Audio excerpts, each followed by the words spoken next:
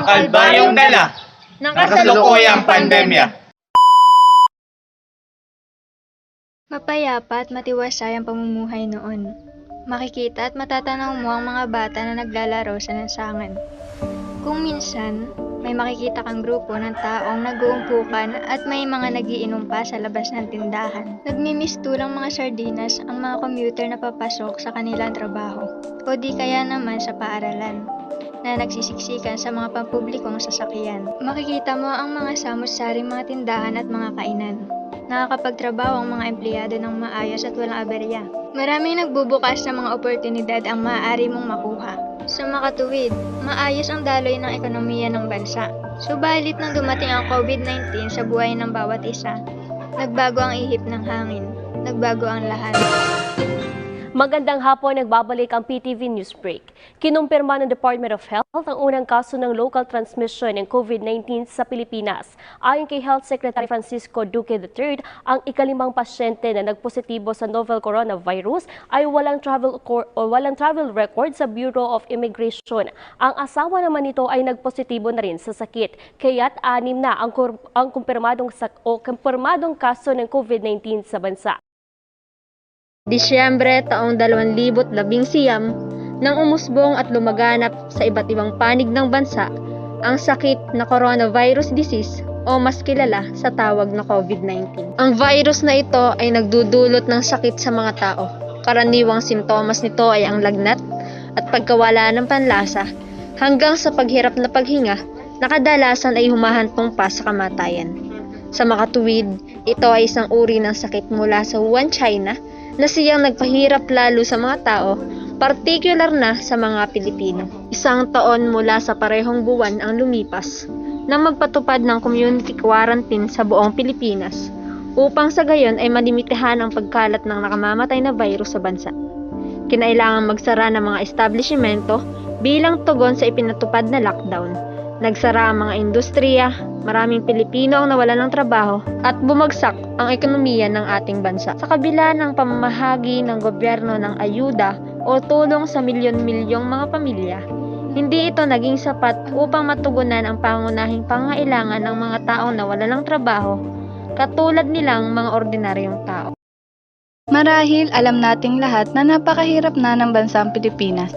Sa panahon ngayon na hindi madali ang buhay, napipilitan na ang karamihan na tumingala at tumisip na lamang kung saan at paanong paraan muli sila magsisimula ng kanilang buhay. Mahirap na ang buhay ng mga Pilipino at sa hindi inaasahang pagkakataon ay humigpit pa ang hirap nito para sa mga taong nawalan ng trabaho, pangkabuhayan at higit sa lahat ang mga taong nawalan ng pag-asa na para bang wala na silang magawa dahil sa nangyayari sa panahon ngayon.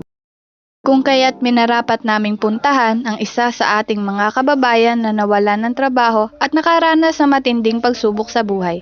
Kasama ang grupo, sinadya naming puntahan ang isang pamilya sa probinsya ng Oriental Mindoro, partikular na sa barangay Kaugatayan sa bayan ng San Teodoro.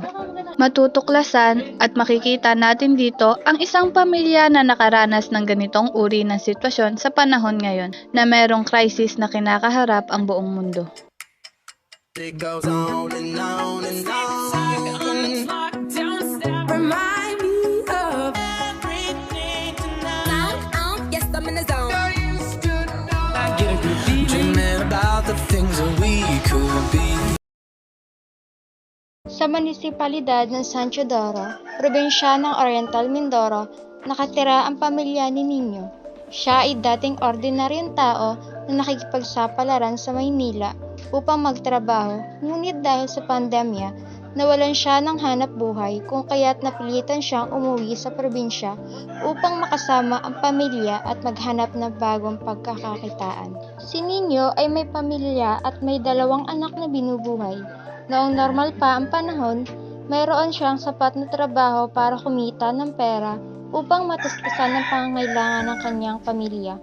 Ngunit dahil sa kahirapan ng buhay, nawalan siya ng trabaho kung kaya't bumalik siya dito sa Mindoro upang kumita ng pera sa pamamagitan ng pakikipagsapalaran na umakyat sa bundok at magtanim ng mga gulay upang makapagtinda at magkaroon ng konting kita para sa pagkain sa buong araw.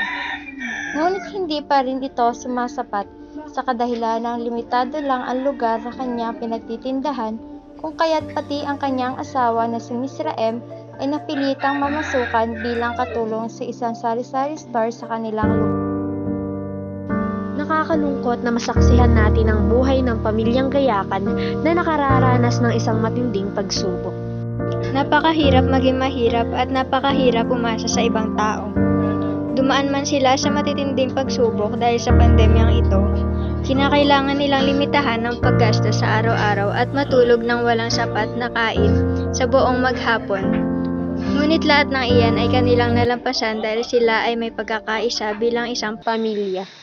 Dahil na rin sa aming pag-uusisa, nalaman namin kung gaano kahalaga ang pagkakaroon ng trabaho, ngunit hindi natin masisisi na bilog ang mundo.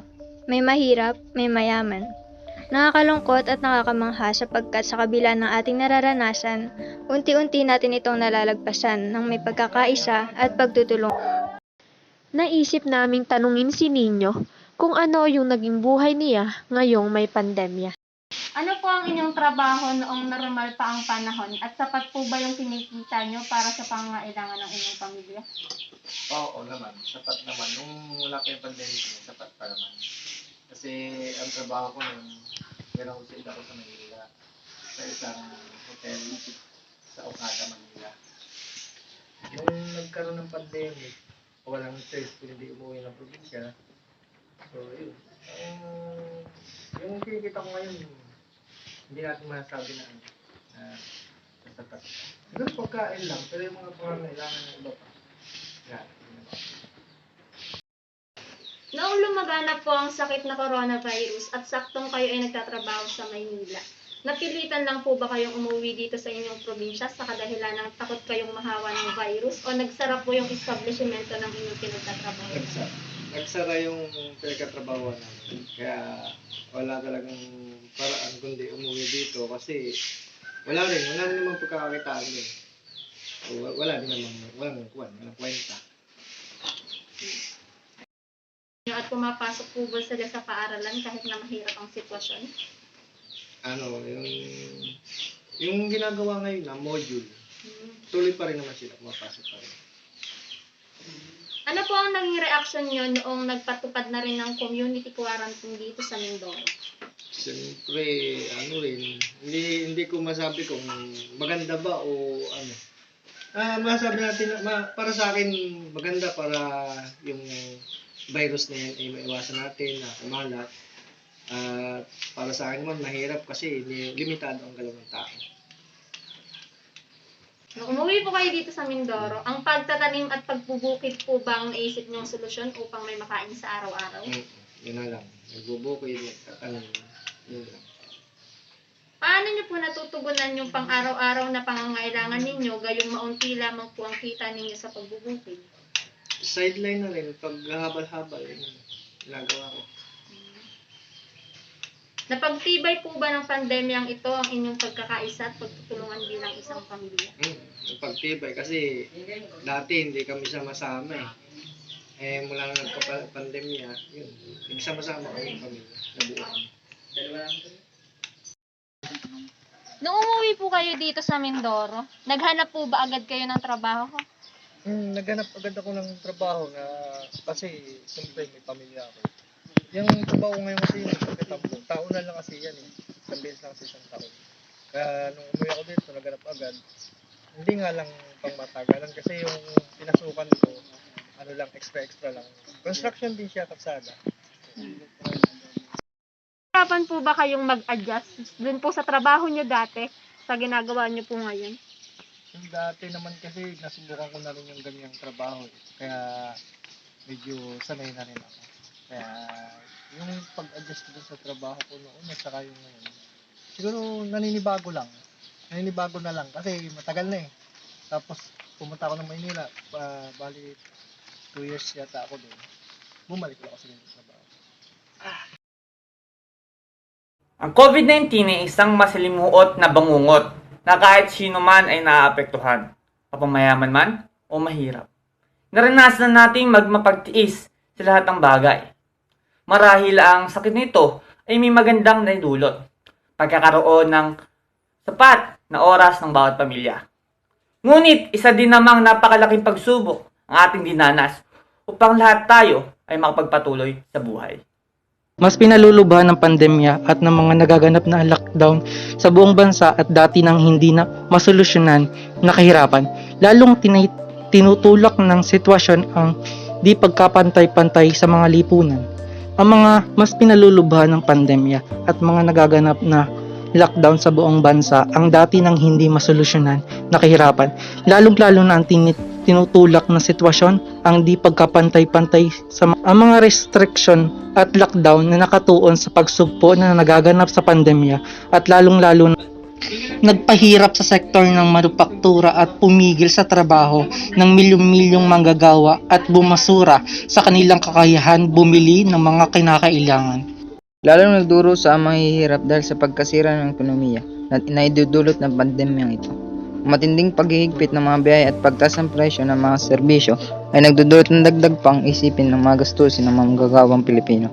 Sa taong 2020 ay nakapagtala ng 812 milyong katao ang dumaranas ng gutom araw-araw, na ngayon ay mas lalo pang tumataas ang bilang na 130 milyong katao matapos ang isang taong pananatili sa kanilang kabahayan.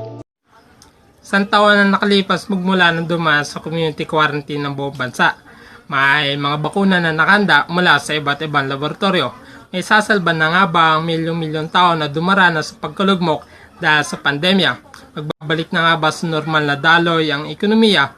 At narito na nga ba ang solusyon sa kumakalat na COVID-19? Sa kabila ng mahigit isang taong pagkakakulong sa ating mga tahanan, pagkawala ng pag-asa at pagkalugmok sa hirap ng buhay, nawa ang lumabas at nadiskubring Lunas ay siyang magbaon at mag-ahon sa isang masamang panaginip sa bagong bukas at bagong umaga, at nawa maging leksyon ito sa bawat isa na maging malinis sa ating kapaligiran, mga sarili, at higit sa lahat mapagtibay ang paninindigan at pagtitiwala sa Poong Lumikha. Ako si JD Chavez. Ako si Maria Crisa Chares Arbongan. Ako si Galicio Brian. Ako si Rizal Bucar. Ako si John Mark M. Katapang. Ako si Luzerna Cecilio. Ako si Christian Angel Vibual. Ako si Maricar Kabatik.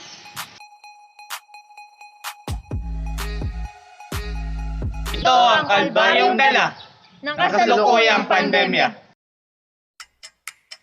It goes on and on.